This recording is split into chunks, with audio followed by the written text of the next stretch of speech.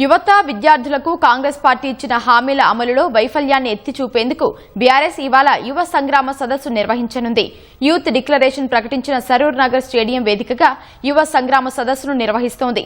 BRS యువజన విద్యార్థి విభాగాల ఆధ్వర్యంలో నిర్వహిస్తున్న సదస్సుకు పార్టీ కార్యనిర్వాహక అధ్యక్షుడు కేటీఆర్ ముఖ్య అతిథిగా హాజరవుతారు.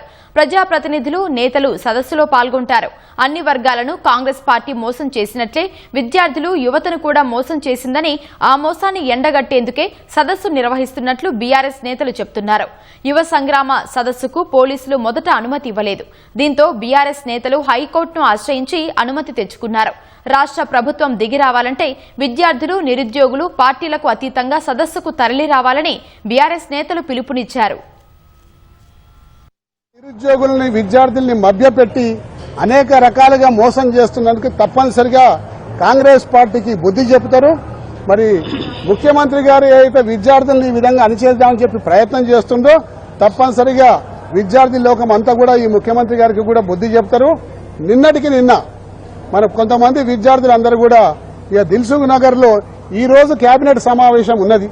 కేబినెట్ సమావేశంలో వయో పరిమితి మీద ఏదైనా నిర్ణయం తీసుకుంటారేమో, వయో పరిమితిని తగ్గించొద్దు, 36 సంవత్సరాలే ఉంచాలని చెప్పేసి ఒక ప్రెస్ కాన్ఫరెన్స్ పెట్టి మీడియా ద్వారా ప్రభుత్వానికి తెలియపరిచే ప్రయత్నం చేస్తే దారుణంగా పట్టుకుపోయి వాళ్ళని కొట్టి నాగోల్ పోలీస్ స్టేషన్లో వేశారు.